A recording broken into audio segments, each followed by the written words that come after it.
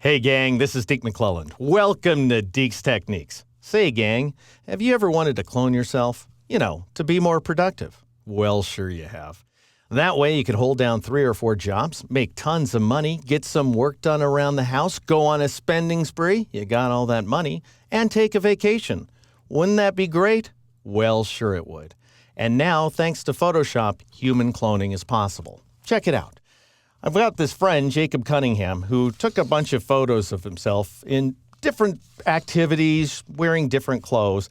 And then I went ahead and merged them together into a single composition using layer masks. He's having a regular party with himself. Well, sure he is. Thing about cloning in Photoshop, though, it doesn't make you more productive. In fact, it takes a lot of time out of your busy day. Here, let me show you exactly how it works. All right, here's the final version of the composition with the 12 variations in Jacob.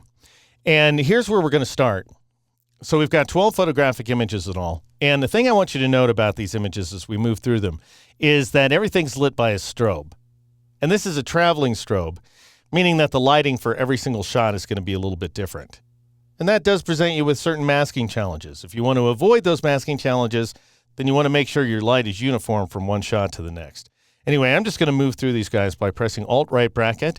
That's Option-right bracket on the Mac, and you can see that that strobe is moving around. Here's the problem strobe, and I'll tell you why. First of all, it's a little too close to Jacob. It'd be nice if it was farther to one side or the other of the frame. But also the arm of the strobe there is blocking something that it's lighting. So it's blocking part of the pool table, which is going to present us with a challenge later. So I'll press Control-D or Command-D on the Mac to deselect the image. Now I'm just going back up the stack by pressing Alt-right bracket or Option-right bracket on the Mac. This is a shadow that I painted in that we'll bring in later. And you can see in this case, the strobe is well out of the way of the subject that it's lighting. So that's perfect.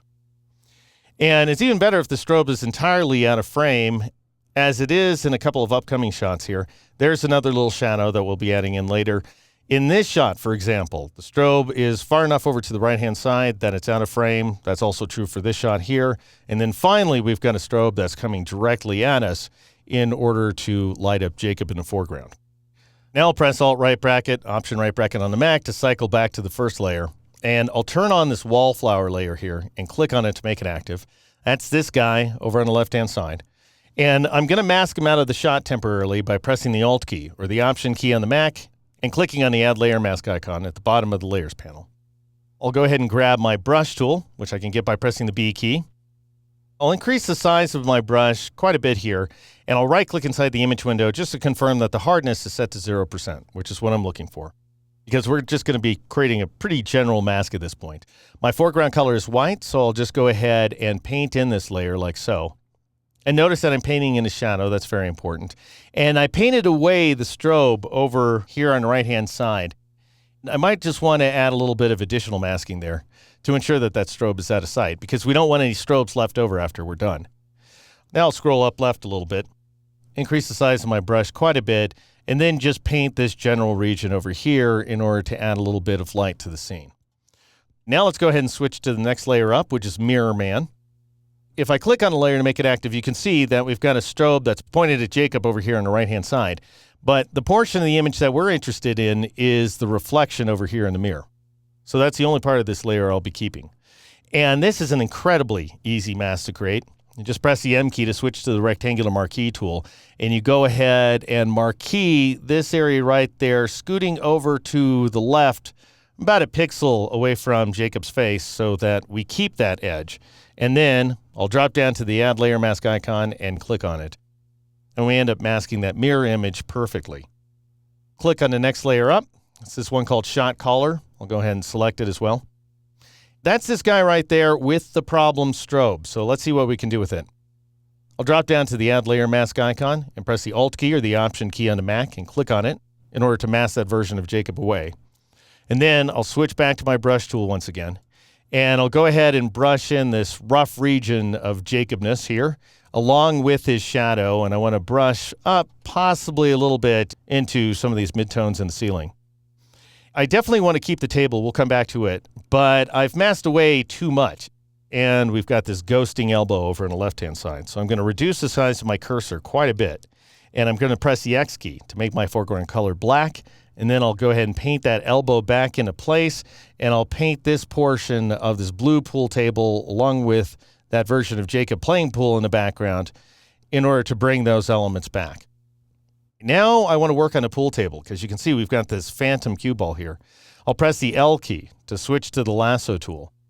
And then I'll press and hold the Alt key or the Option key on the Mac and click around the green felt portion of the pool table like so in order to enclose the entire thing. So you just have to click at 4 points there, pretty easy to do.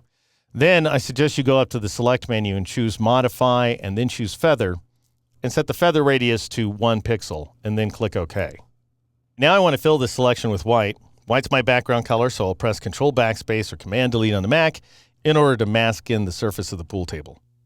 Now I'll press Control D or Command D on the Mac in order to deselect the image. Here's our problem right there. You can see that we've got a little bit of that strobe stand that's showing up inside the pool table. And our only option, of course, is to mask it away. So I'll go ahead and switch to the gradient tool, which you can get by pressing the G key. And I'm seeing a black to white gradient up here in the options bar. I'm going to click on that down pointing arrowhead and select the second gradient in, which is foreground to transparent. And assuming that your foreground color is black, then you just want to go ahead and drag from this location over. And I'm pressing the Shift key as I drag, so I'm creating a horizontal gradient. And then I'll go ahead and release. And you can see that it's an imperfect solution because we do have a darker bit of felt over here on the right-hand side, but it's about the best solution we're going to come up with. Press Control-0 or Command-0 on a Mac in order to zoom back out. Now let's check out some of these layers that I've masked in advance. There's this guy back there, and you can see that the image is offset. In this case, I've moved it over to the right a little bit. And I'm going to shift-click on a layer mask thumbnail in order to turn that mask on. I've just gone ahead and masked Jacob in the background along with just the shadow head, not the rest of the shadow along the back of his body because we didn't really need it. All right, now I'll turn on the reactor layer, which is this guy because he's reacting to the fight scene, and I'll shift-click on its layer mask thumbnail in order to turn it on. And then I'll skip up to St. Patrick, which is this guy over here on the far left-hand side. Shift-click on its layer mask thumbnail in order to turn it on. Click on Homie, which is this guy back here. Shift-click on his layer mask in order to turn him on. And you can see that this is a pretty rough mask job over here on the left-hand side of his arm. And the reason I left it rough like that is because the next layer is going to cover up that region. So I'll go ahead and turn on this layer called Clown, and then shift-click on its layer mask in order to turn it on. You can see that the version of Jacob in the plaid shirt ends up covering up that portion of the homeboy in the background. Now I'll turn on this fighter layer, shift-click on its layer mask thumbnail to turn it on, click on Bouncer, and shift-click on his layer mask to turn it on as well. Now, something to note about these particular masks, they were very hard to create. I'm going to Alt-click or Option-click on the layer mask thumbnail for the Bouncer layer, and you can see that this is a very detailed, hand-brushed mask. And because of the dramatic differences in the lighting between one shot and the next, this sort of perfectionism was absolutely necessary. I just had to hand brush it, and I'm talking about a couple of hours of work in order to pull this off. All right, now I'm going to switch back to the full-color image and turn on the foreground layer. In order to bring this guy into place, let's go ahead and mask it as well. So I'll click on that foreground layer and then drop down to the Add Layer Mask icon at the bottom of the panel and Alt-click or Option-click on it. And now I'll go ahead and grab my brush tool once again. I'm still working with a very soft brush, and my foreground color should be white, so I'll go ahead and press the D key in order to establish that. And I'll go ahead and paint this version of Jacob into place. And you can see that I'm painting in pretty roughly, which is fine because I can always go back and paint in black in order to mask some of these details away. And I am going to need to do that because you can see we've got this weird sort of green thing that's popping off the hat.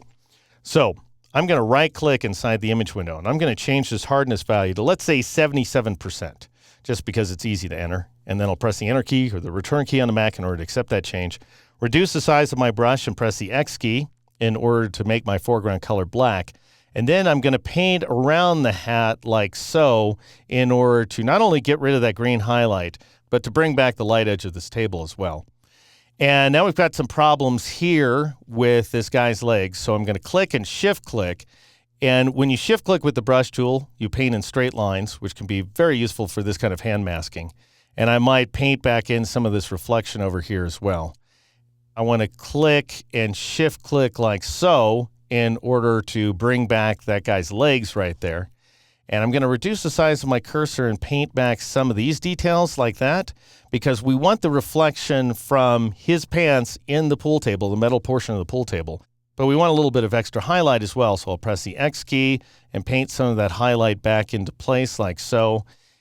You may find that you want to split the difference a little bit, in which case right-click inside the image window, restore the hardness value to 0%, press the X key in order to paint with black once again. Click just right about there in order to create a softer highlight at that location. I'm going to right-click inside the image window, restore that hardness value to 77%, press the Enter key or the Return key on a Mac. And you may wonder why I don't just work with a hardness value of 100%, and the reason is I do want some softness, if only to mask the actual details in the scene. Go ahead and paint in this side of the pool table as well as that guy's legs right there that got cut off. And then I'll press the X key to switch back to white and paint some of the highlights back into the hair of this guy in the foreground. And I might want to paint back in that bright felt as well. So there we have it, the 12 variations on Jacob, one original, one would assume, as well as 11 clones, collected and masked to perfection here inside Photoshop.